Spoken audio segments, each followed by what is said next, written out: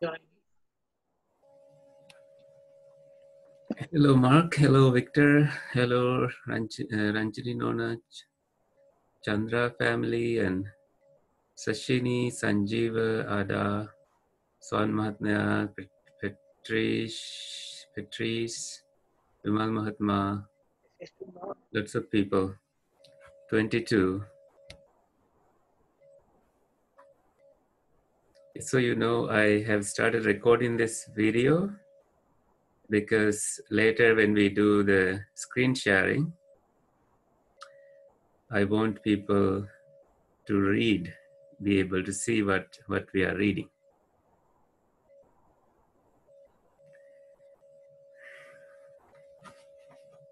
We got 1 more minute. You can socialize, begin saying hello, and you can turn on your own video if you like.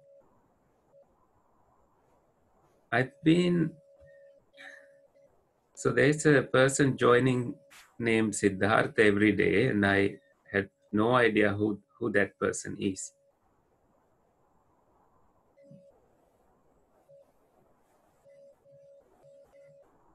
No idea who that person is.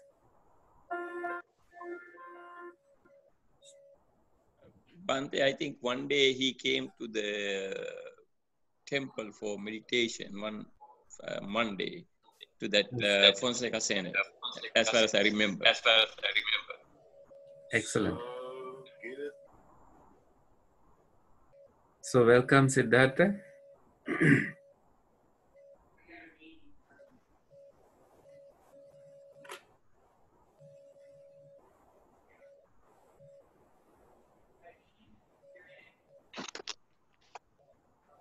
It's about the time we start. As I said, I will lock the meeting in 1 minute. So we will conduct the meeting uninterrupted.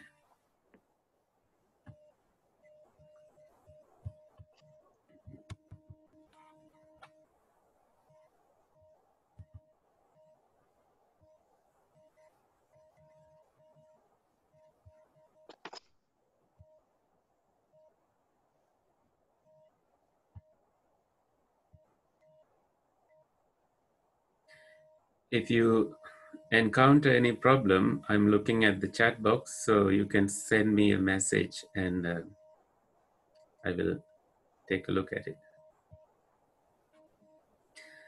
So let's begin with the chanting, putting your palms together, and we will do the 5 precepts. You only see half of my head, so yes. Okay, so somebody just joined. Perfect. Sadhu, sadhu, sadhu. Namo tassa bhagavato arahato samma sambuddhassa.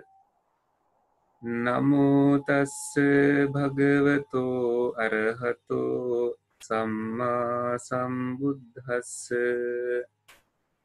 Namo tassa bhagavato arahato samma sambuddhassa. Buddhaṃ saraṇaṃ gacchāmi. Dhammaṃ saraṇaṃ gacchāmi. Saṅghaṃ saraṇaṃ gacchāmi. Dutiyampi buddhaṃ saraṇaṃ gacchāmi. Dutiyampi dhammaṃ saraṇaṃ gacchāmi. Dutiyampi saṅghaṃ saraṇaṃ gacchāmi. Tatiyampi buddhaṃ saraṇaṃ gacchāmi. Tatiyampi dhammaṃ saraṇaṃ gacchāmi. Tatiyampi sanghang saranang gacchami panatipata veramani sikkhapadang samadhiyami adinnādāna veramani sikkhapadang samadhiyami Kāmisu micchāchārā veramani sikkhapadang samadhiyami Musāvādā veramani sikkhapadang samadhiyami Suramiraya majjapama datthāna veramani sikkhapadang samadhiyami Sadhu, sadhu, sadhu.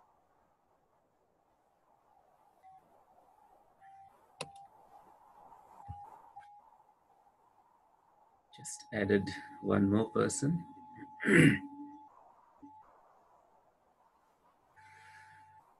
Excellent. So prepare yourself for some guided meditation. It was last week we did this meditation together, so we will do it again for the benefit of well-being of all beings, for happiness of all beings.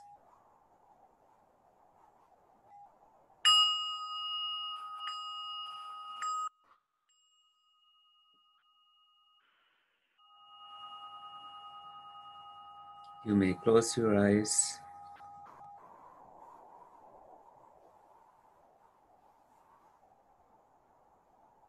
and pay close attention to your own movements of the body. The only movement that is happening now is your inhaling and exhaling.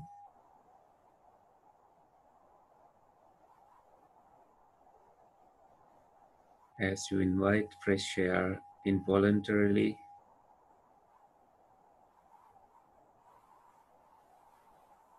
the process continues with or without attention,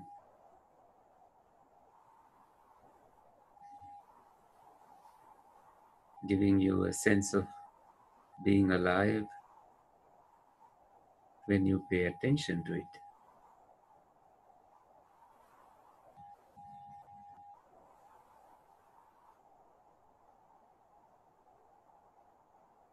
Below your eyelids, see if there is any attachment to keep them pressed tight against your eyeballs. What do you really want? So let them be without being distracted by any pain that you cause by putting extreme effort. So come to the middle path.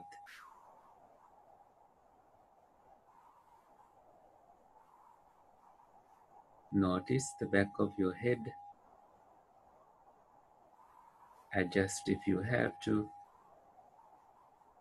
And your neck, your shoulders.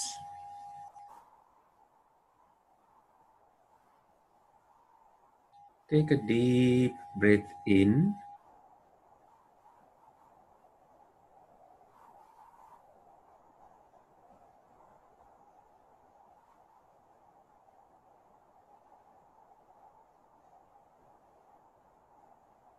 And as you release it, you become more aware and more aware.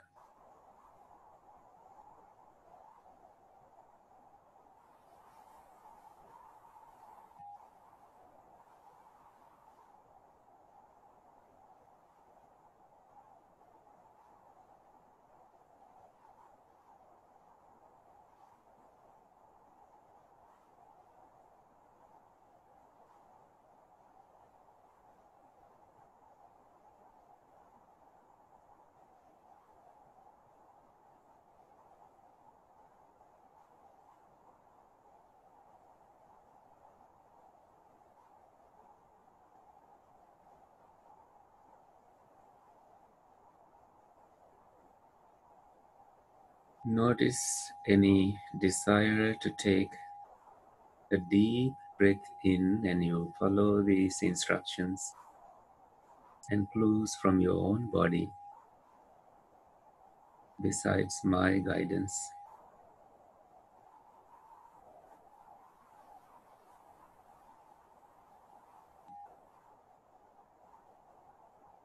Notice your arms, your palms, your fingers, how they are already resting.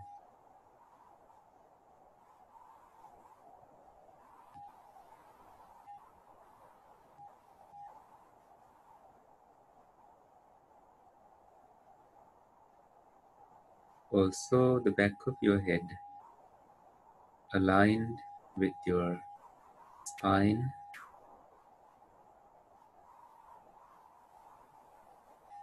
and you are gentle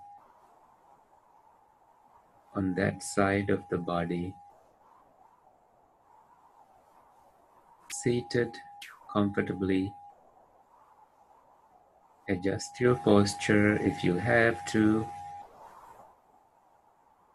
Mindfully adjusting your posture, you remain in this meditation uninterrupted, undisturbed, and stilled from the beginning.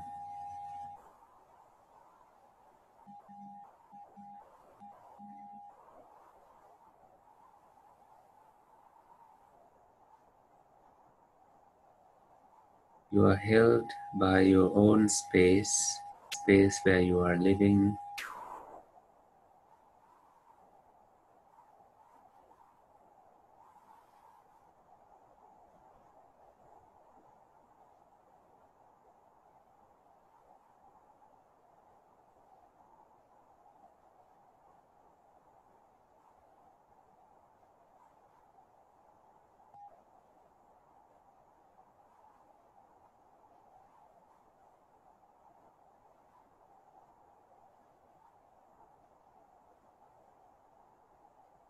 Notice also the position of your knees, your shin bones, your ankles, and the soles of your feet, ending with your toes. Are those relaxed? If not, this is the time to add kindness to those parts of your body.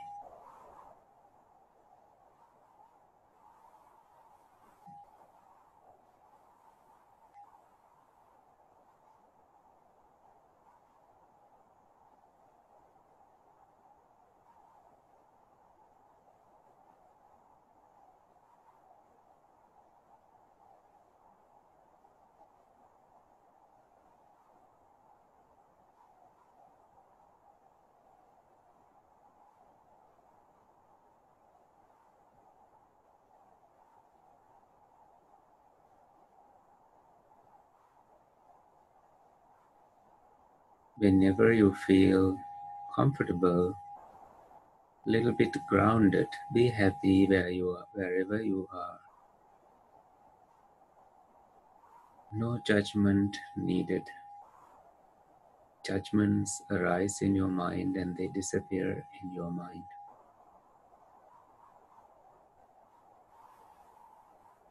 Invite positive energy from the earth, from the space, just as you absorb light and make space in your heart base.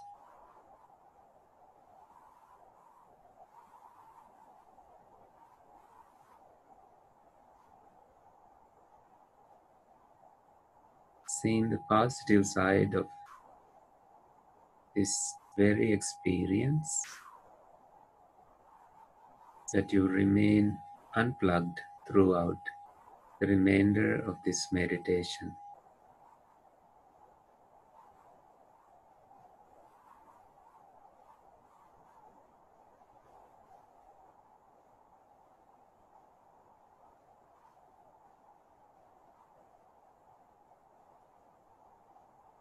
The journey is inward from hereafter to see your own reflection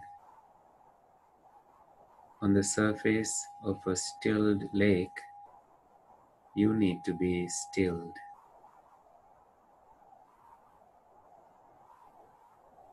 You need to be luminous, calm, undisturbed, and your energy sustained, persisting with any difficulty, any disturbing noise from inside or outside. You remain calm, letting things be. You tell virya, energy, to do the job. So now, again, take a deep breath in and release. Mindfully you breathe in, mindfully you breathe out.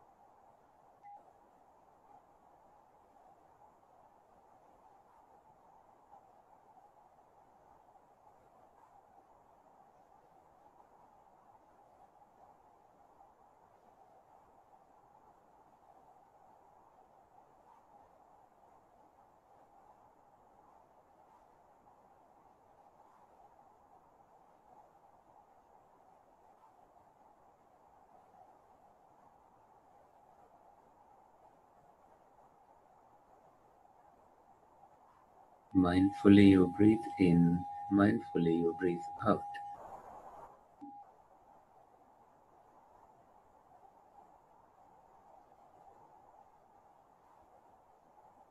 Breathing in long, you notice you are breathing in long.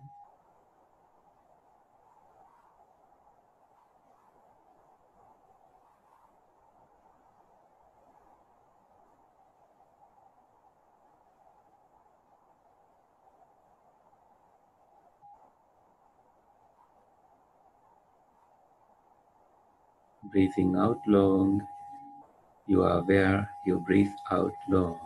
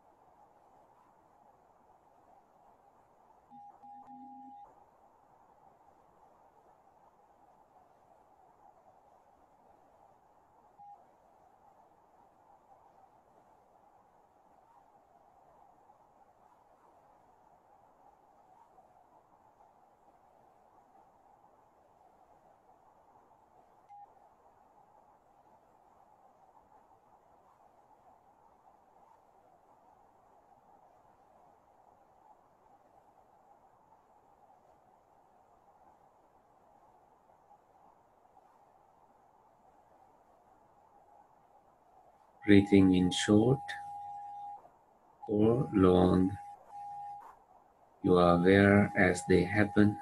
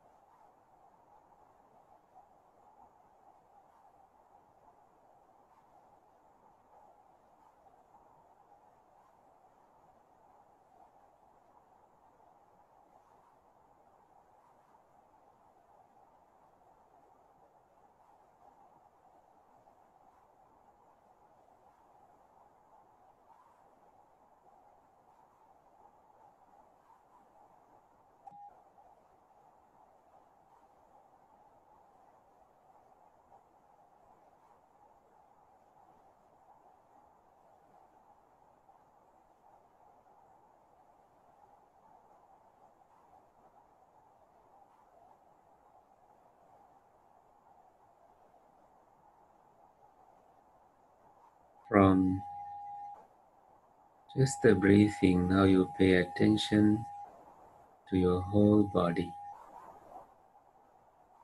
Breathe in, experiencing the whole body. Breathe out, experiencing the whole body.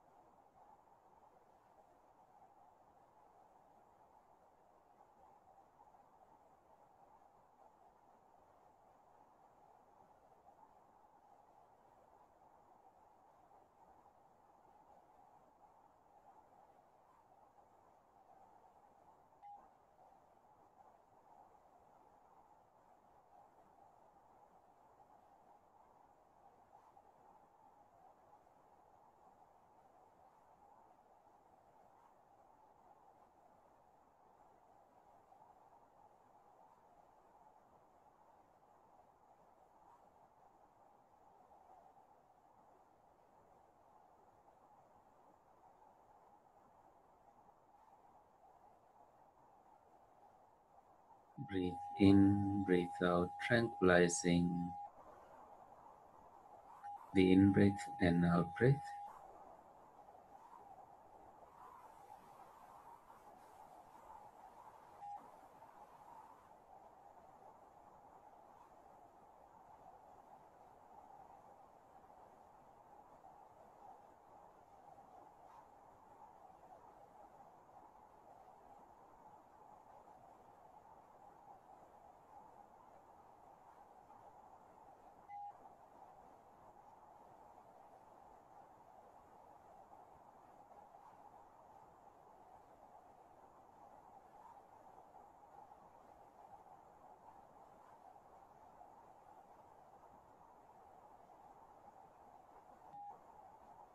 This tranquility is felt across the body with less movements.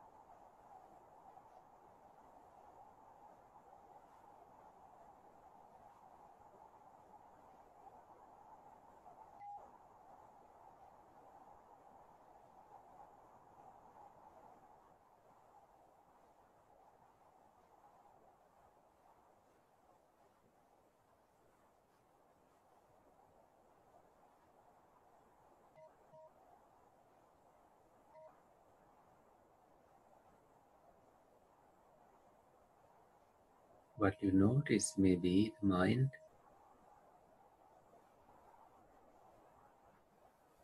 and you still breathe in, breathe out, aware of your mind.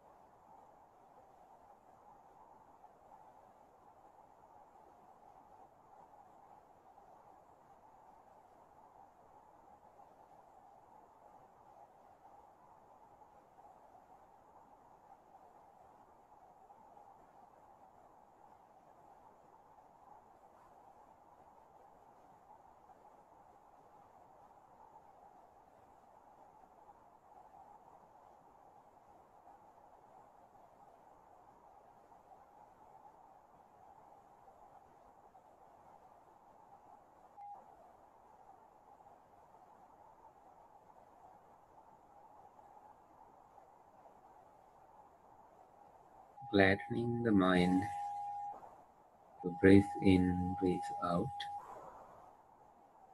Gladdening the mind, feel glad, joyful.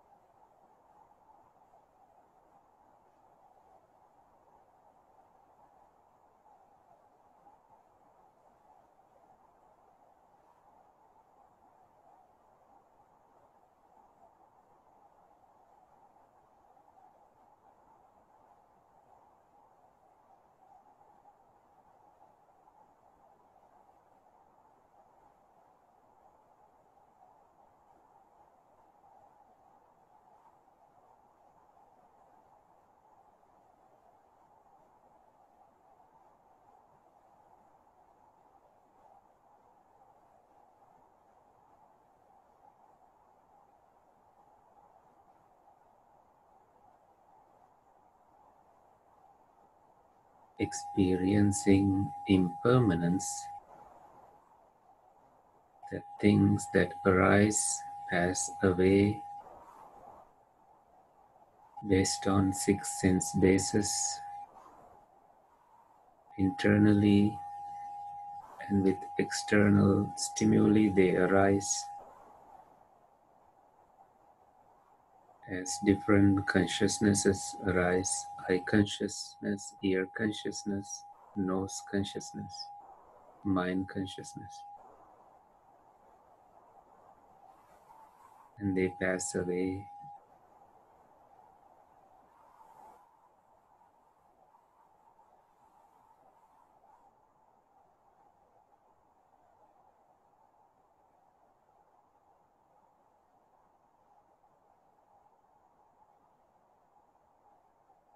You find detachment as a refuge.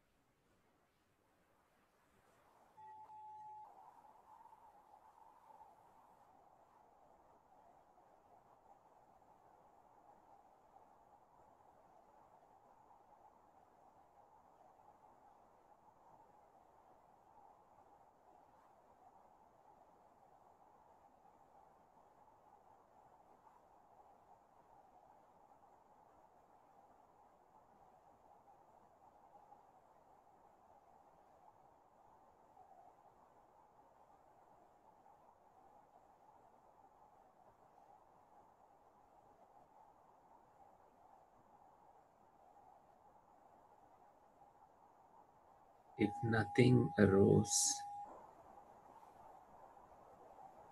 you will experience the cessation of all kinds of suffering.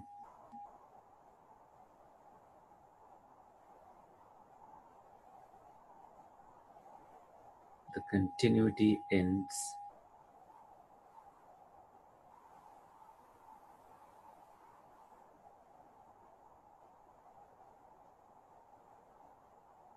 And you find final relief here and now.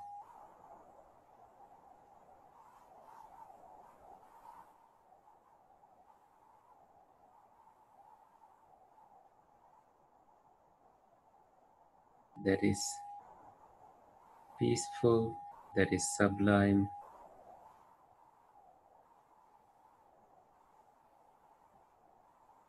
the tranquility of everything that has arisen, nothing to be born again.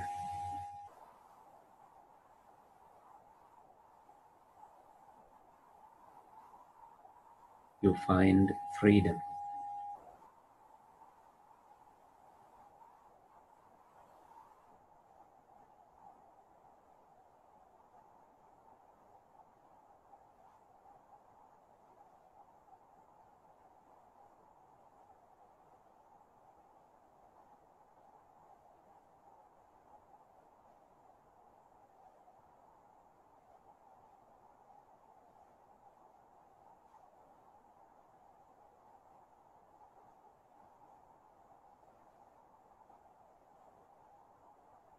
The highest blessing is thus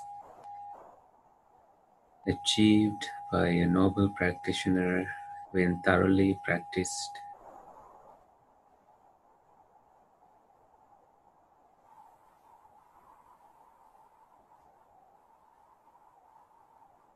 Persisting with difficulties, performing well in that path, traveling far towards Nibbana.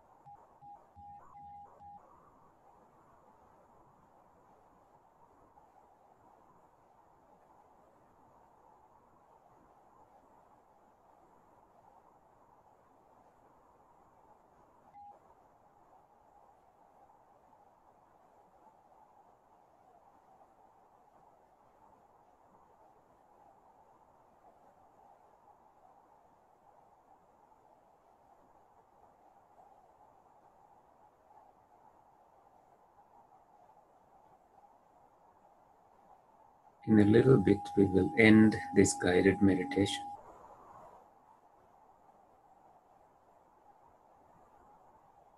Begin noticing your body, your shoulders, your head, the position of your palms, the touch of the ground.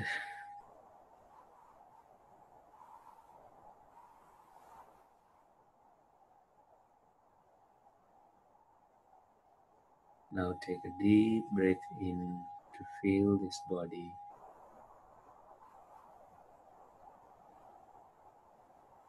And here we will end this meditation.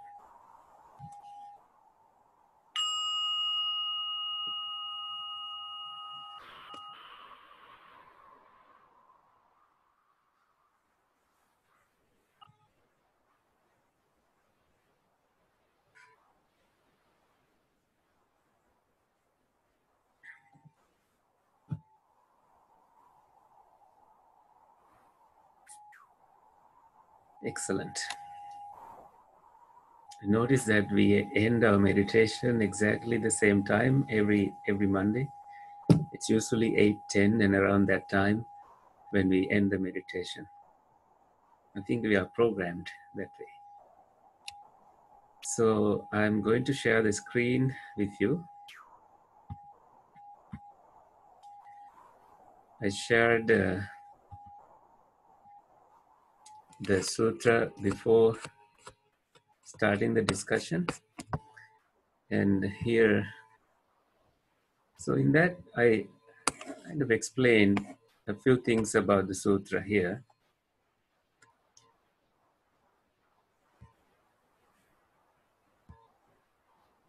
And this is also called the Kesaputta Sutta. The reason I I thought we should discuss this is because Lal Mahatma from Canada, he loves this sutra and he says this is the sutra he practices. And he several times he asked me to translate, particularly this part. Do not go upon what has been acquired, and he asked me to translate in Sinhala. I didn't translate because I found translations that were already there in Sinhalese and in English. And I shared with him. Thankfully, he liked them, so I didn't have to spend my time on that. So this is also called the Kesaputta Sutta. And this is very much, very well known as the Buddha's Charter of Free Inquiry. And because you know this, I think one way to look at it is that people had this question about different teachers teaching many things those days and even now. And even now when we teach, some teachers tend to say that don't listen to others, they are wrong, and listen only to my teaching. So people who face this similar situation, they told the Buddha that they had this problem. So this is, you see this part that I highlight here. The sutta starts off by describing how the Buddha passes through the village of Kesaputta, also called Kesaputta, and is greeted by its inhabitants. And these inhabitants were called Kalamas. This is a clan called Kalamas. And they said, many wandering holy men and ascetics passed through, expounding their teachings and criticizing the teachings of others. So this happened.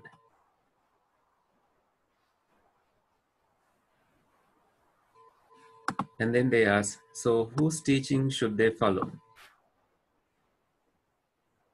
And in response, the Buddha gives a sermon. And in that, he mentioned two things that even, is valid for Buddhism. Sometimes we have believers in Buddhism, which is not what the Buddha encouraged. You are not supposed to believe in anything, right? What do you mean by believing in the context of Buddhism? You can have faith, and that faith grows when you practice the teachings.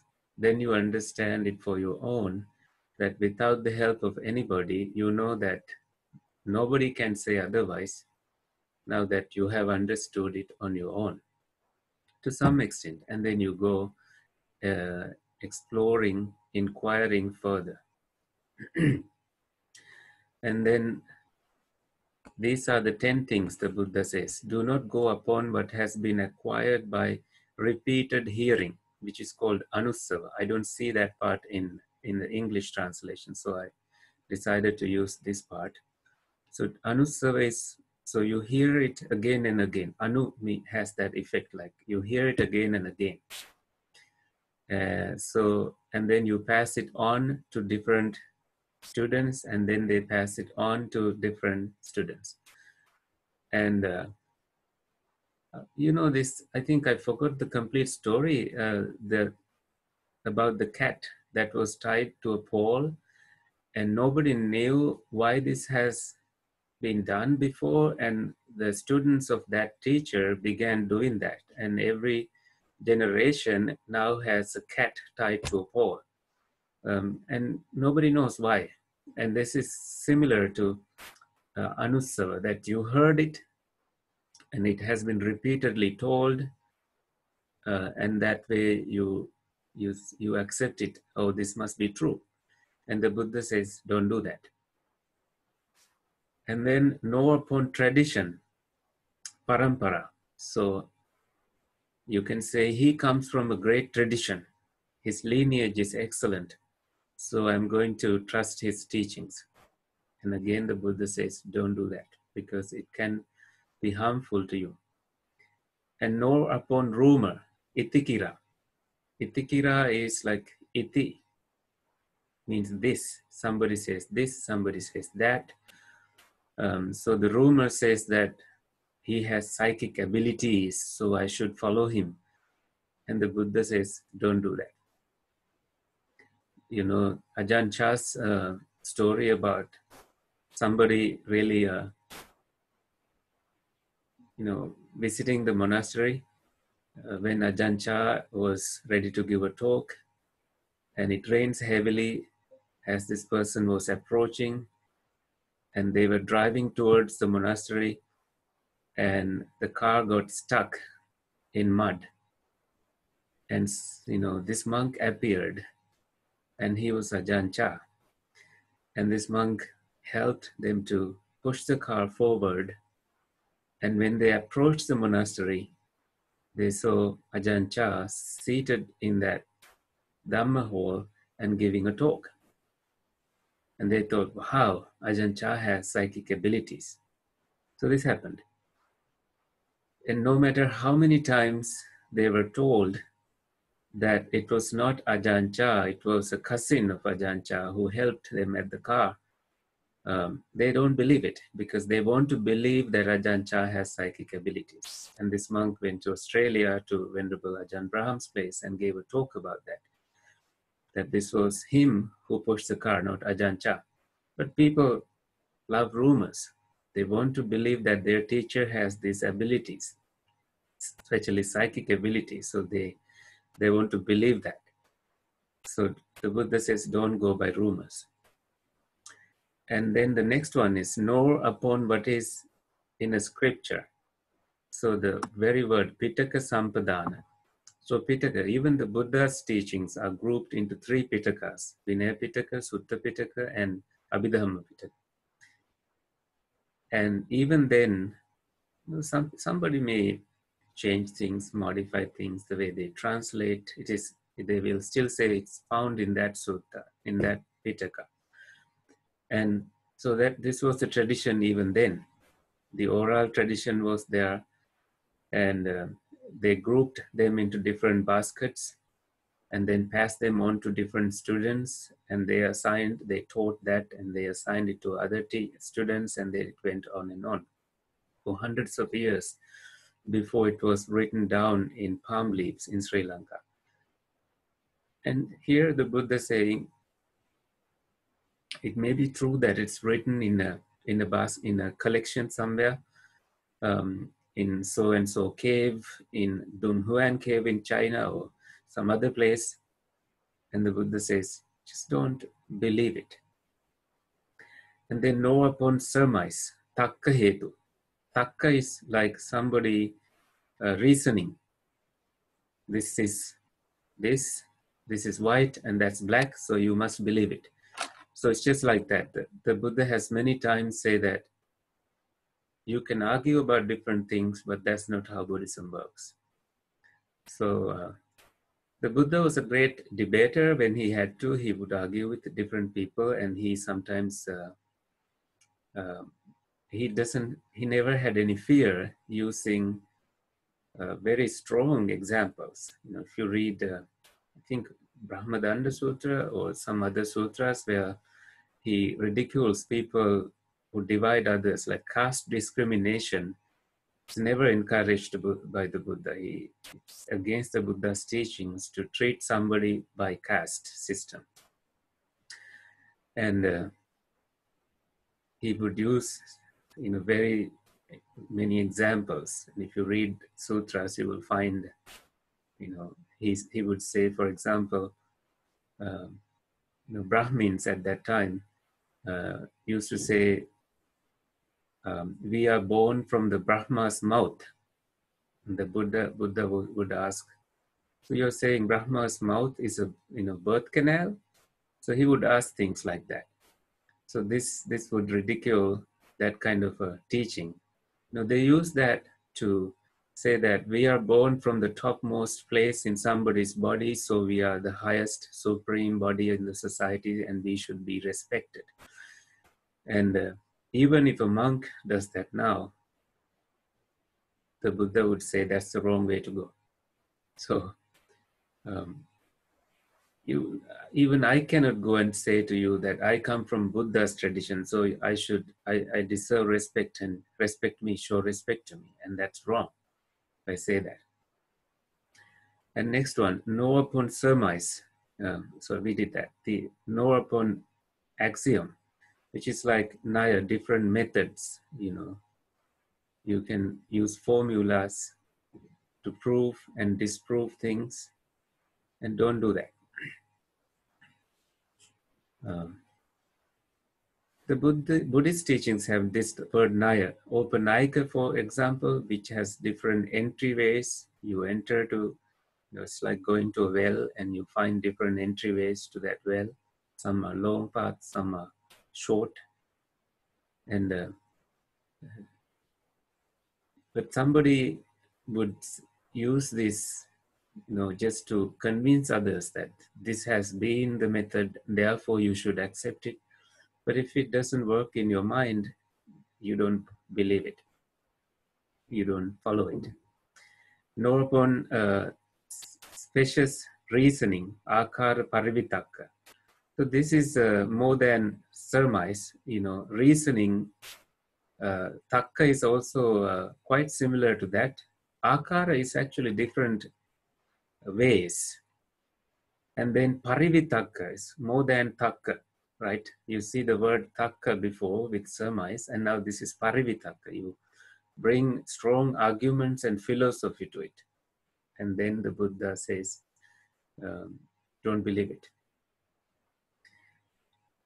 Nor upon a bias towards a notion that has been pondered over. Ditti nijjhana kantya. So ditti is a view. You can have, in Metta Sutta, the Buddha says, dittincha anupagama. Do not fall into a view.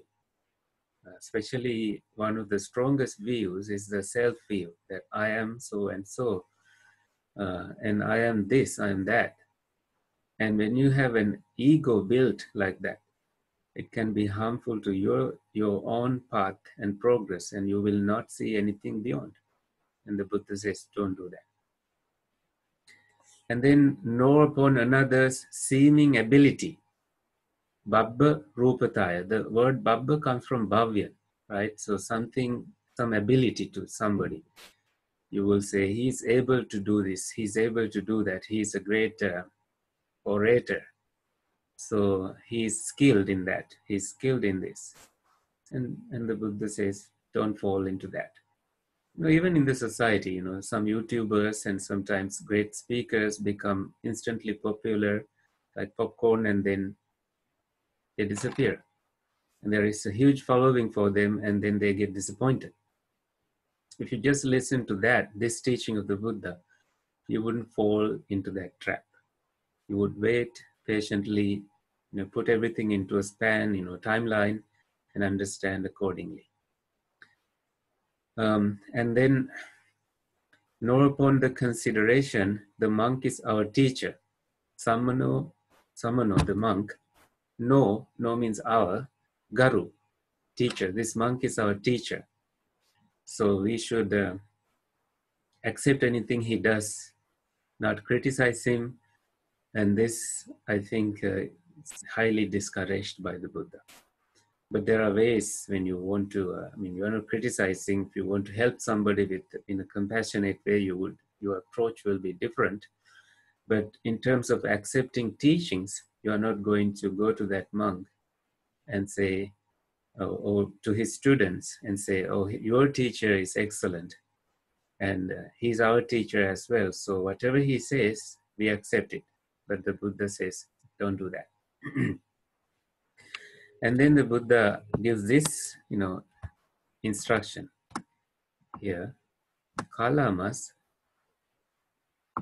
when you yourselves know these things are good, these things are not blamable, these things are praised by the wise, undertaken and observed, these things lead to benefit and happiness, enter on and abide in them. So here the Buddha is putting a platform to the core of the teaching that he's going to present after this. So what he showed thus far is not the actual teaching. The actual teaching is coming up. So he's going to show something. He's going to show something that's very, very sublime. He's actually going to talk about the way you can fill your mind with a quarter of your mind with loving kindness, compassion, equanimity, and what did I miss? Altruistic joy. So these are the limitless ways you can cultivate your mind. And this is definitely not blamable. Nobody would blame you for abiding in loving kindness. These things are praised by the wise. Definitely somebody's love, somebody's kindness, somebody's compassion, always praised by the Buddha, praised by wise teachers. And these are undertaken and observed. You got to cultivate them, and others also observe these qualities, and you become really someone different when you practice this. These things lead to benefit and happiness. So, but you know, when you have loving kindness, it leads to your own benefit in the first place, and it leads to your own happiness and also the happiness of others. So,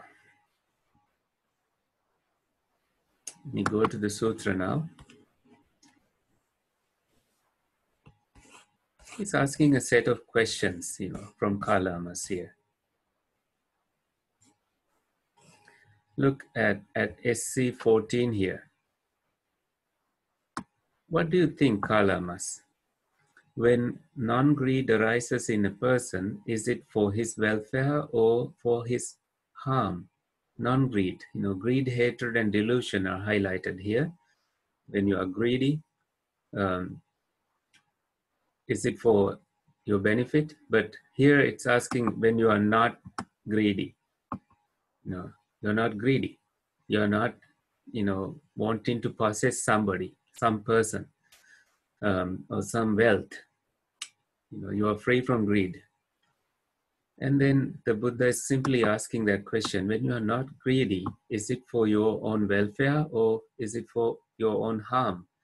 And then Kālāmas altogether respond, it's for his welfare, Bhante. When you are not greedy, good things happen to you. Same with non-hatred. When you don't have hatred, which means when you abide in loving kindness, is it for your own benefit or is it for your harm? Definitely, it's for your own benefit. And with that, even up here, the Buddha says, a person without greed, not overcome, not suppressed by greed, his mind not obsessed by it, they don't destroy life. So what a valid teaching, right? You can't eat, animals when you have this teaching in your mind. You don't, by killing, you don't steal what is not given. Of course, you don't steal anything. You don't steal. You don't take what is not given. You don't transgress with somebody else's wife or speak falsehood because you are not greedy.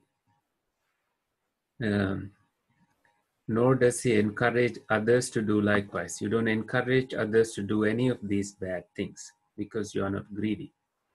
Same with, hating, and here you have non-delusion.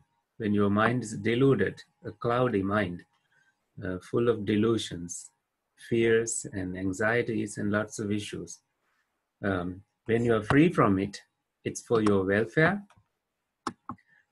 And when you are you are undeluded, when you are not suppressed by delusion, when you are not obsessed with it, you don't destroy life or do any of those harmful things.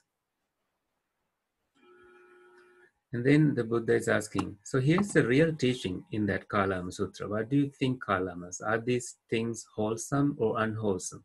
So what the Buddha just taught about greed, hatred, and delusion, are they wholesome or unwholesome? And then they say, wholesome, Bhante. So they are made to think. The Buddha is asking them to think and understand accordingly. So this is the free inquiry the Buddha gives you. Are they blameworthy or blameless? This teaching is definitely blameless. Nobody would blame you for making a decision based, free from greediness. Nobody would blame you for making a undiluted decision. Nobody would blame you for loving for loving kindness. So you can make that inquiry in your own mind, whether this is blameless or is somebody going to blame me for doing this. So that's how the Buddha encouraged them to think. So they themselves have to make that decision. No matter how many teachers come into Kesaputta, just use your own mind, listen carefully. That's why the Buddha always says, listen carefully to what I shall say. To Sunata and Dhareta. Sunata, listen carefully, and Dhareta, bear it in your mind accordingly.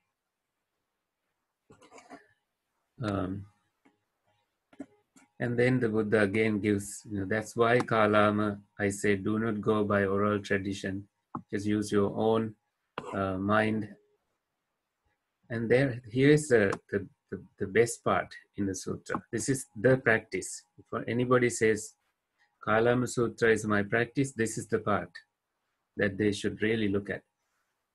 The noble disciple who is thus devoid of longing, means you're not longing for having a girlfriend or boyfriend.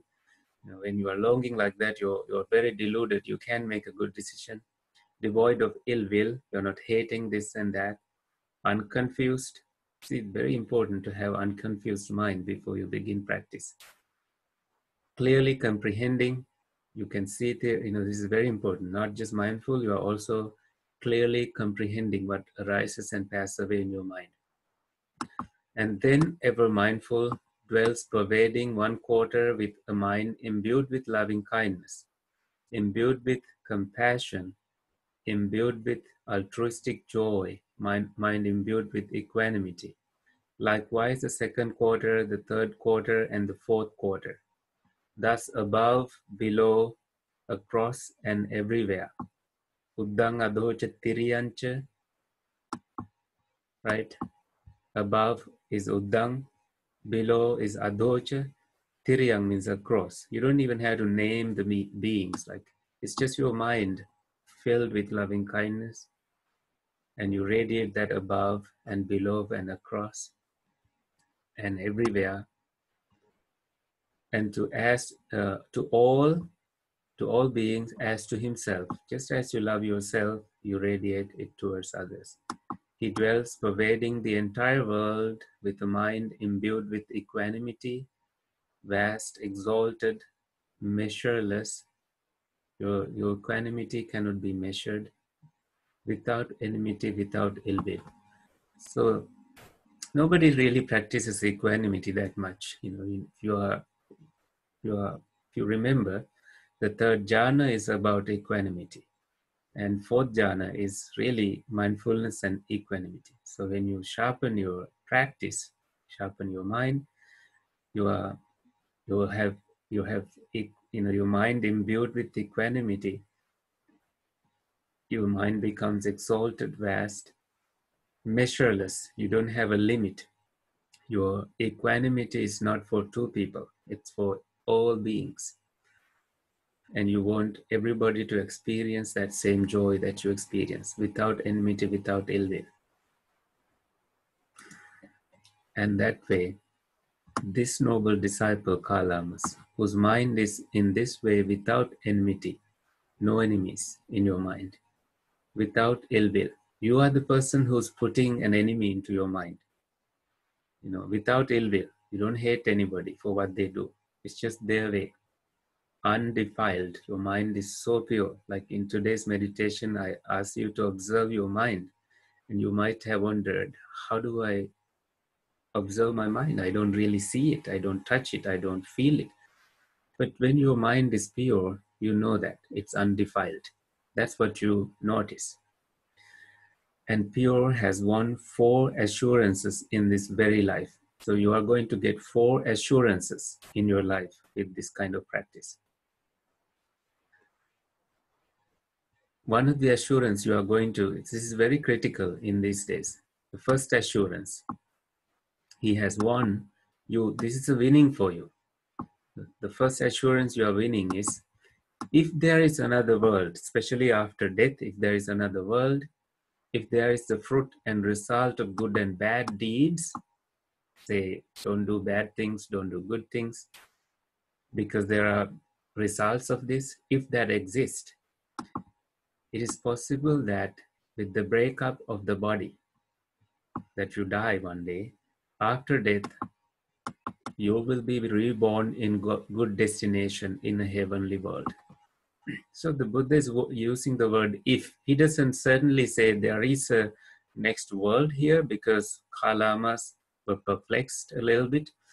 So the Buddha wanted them to just slowly understand, if it exists, say there is a life after this, there is a result of good and bad deeds. If that is true, certainly because of the way you have lived your life, imbued with loving kindness, your mind, all of your mind filled with equanimity measurelessly, and compassion immeasurably, and altruistic joy immeasurably, you are going to be benefited in your next life. By how? You're going to be reborn in a good destination in the heavenly world. That's one assurance you're going to have. See, the core of the practice is this part. The second assurance, see, if there is no other world and there is no fruit and result of good and bad deeds, say somebody would say, or that if there is nothing like that, you're going to be benefited in this very life. I maintain myself in happiness without enmity and ill will, free of trouble. Please, you can live this life free of trouble. Next, third assurance is that this is a winning for you. Third winning, suppose evil comes to one who does evil. Then when I have no evil intentions towards anyone, so somebody would say, nowadays people say, it's like a boomerang effect. What goes out comes back. So suppose evil comes to one who does evil. If you do evil things, it comes back to you. Suppose that happens. But because the way you lived, because you had no evil intentions towards anyone, how can suffering afflict me?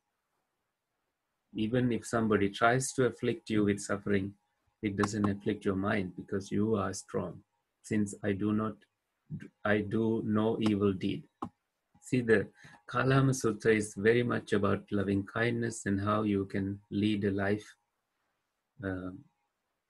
independent of all these teachings, and you can just understand it on your own free inquiry and see it's benefiting you before it benefits anybody. And your mind will remain unafflicted all the time. The fourth assurance he has one is, suppose evil does not come to one, then right here I see myself purified in both respects. You are purified in your mind from doing good, from suffering and evil and good. Doesn't matter in both respects. Whether the both respect here is evil comes to you. The other one is evil does not come to you. So those are the two respects.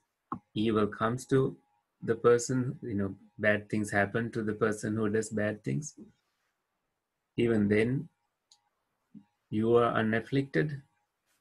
And even if it doesn't happen that way, you still benefit from this practice. Right here, I see myself purified in both respects. That's the fourth assurance you are going to get.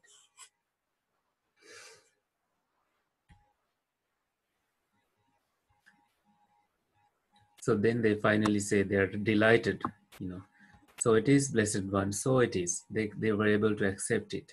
Fortunate one, this noble disciple whose mind is in this way without enmity, without ill will, undefiled and pure, has won 4 assurances in this very life. And then they repeat it.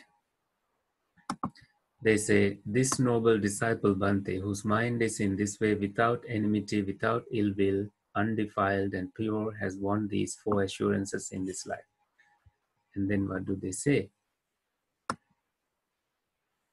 Excellent Bhante, we go for refuge to you, to the Dhamma and to the Sangha of bhikkhus. Let the Blessed One consider us lay followers who from today have gone for refuge for life.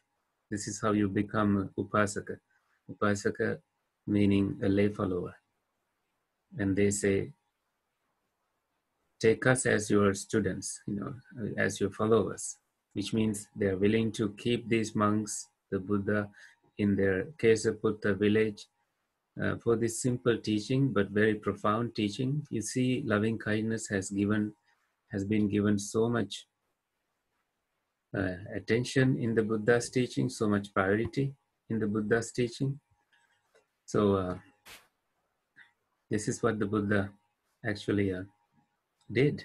Even if he was, if he went to places that he has never been to before, he would begin with loving kindness. He taught loving kindness, I think 90% of the time, and he included that in most of the teachings. Although people now say Vipassana and Samatha are the main teachings, or we do only Vipassana, we do only Samatha, or we do only Anapanasati. That's not how the Buddha taught. He taught something beneficial to all beings. All right, so any questions? You can, I'm going to unmute all. No, I can't. Bhante, can I talk to you? Yeah, I can hear you. Go ahead. Yeah, this is Ranjini. Mm-hmm. That was an excellent presentation of the Kālāma Oh, Sutta. thank you. And I want to tell my 3 kids Mm-hmm. who have reached their goals in education and jobs, but I want them to understand is that you did a rational, realistic, psychological The presentation. Buddha did. I am really in it. Is there a way you can do a small CD to send my 3 children? I know if I send this, it's It's just quite too much. possible. Since we are recording this, yes, we can. Yeah, just in simple form, because if I send this, they're not going to understand too much because they don't know much Mm-hmm. Buddhism.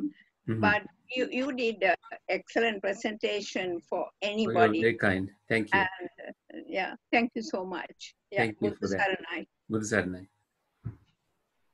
So that's very nice to hear, and that you really listen carefully to a teaching like this. Okay, I see a comment popping up. Let me see. Oh, that's yeah. So somebody, Chandra, saying sadhu sadhu. Bhante, consider this layperson for all my life as unbreakable follower. That's wonderful. We are all followers of the Buddha. So, and more comments coming from Heidi, I think. Such a wonderful presentation, very appreciated, especially at this time. Yes, this is the time people are a little alarmed and alert about like what is next, what is tomorrow like. You know, at a time like this, it's great to resort to, you know, come closer to Dhamma. And even this meeting is filled with loving kindness. Everybody supporting each other and helping everybody to practice. And these meditations are really beneficial to me. And it's all because of you. So I'm also super grateful for the opportunity to meditate together. So, oh, Lal Mahatma is here.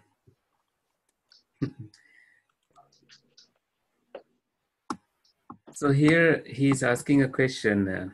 Excellent presentation. He says, please mention a bit about wise. So wise person, I think we found that word here, right? And then Mark has a comment. Mark says, metta is friendliness rather than loving kindness. Correct. I would agree, definitely. Friendliness, you know. And as a monk, I can cultivate friendliness when I do presentations like this. You know, sometimes I don't really like to be teaching a lot, but the moment I begin doing that, I feel the friendliness of you all. And then I am the person to benefit from it. You know, from the old days when I started, I wasn't very comfortable, but slowly I began feeling comfortable, like over the years of doing this. So that's also cultivating friendliness as I see it in my own experience. But friendliness definitely is a great way to, great translation. You know, metta. Metta, the Sinhalese word is maitri. So maitri is friendliness. Like my friends usually from Nepal, they would end an email saying in maitri, but we would end an email saying in metta. But sometimes we would use that without even having metta in our mind. So if you have a problem with the meaning of it, you would go with the word metta. Let's go back to the word wise. Let me find it here.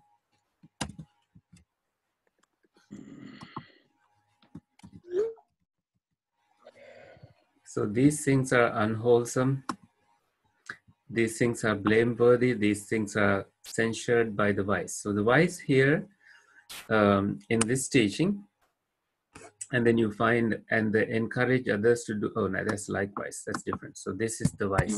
So that's where you find the word wise here.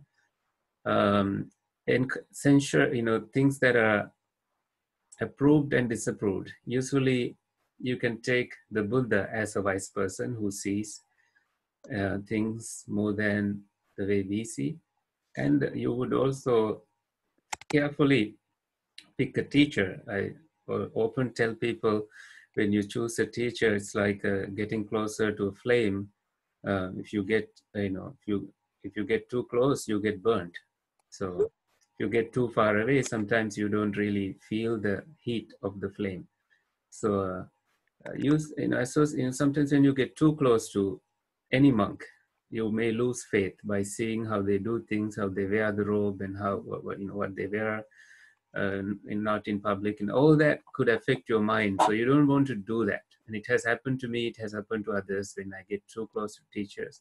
And I've been very close to many teachers, and now I appreciate their teachings and good things, and that I would regard them as wise. Somebody who understands something little better than you, then they are considered wise people. Does that help, Lal Mahatma?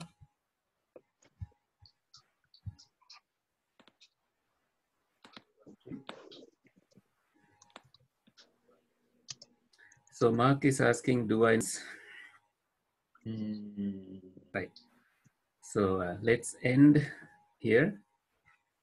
Well, I wouldn't know, baby. That man, he 19. I want him to meet him a nice young lady.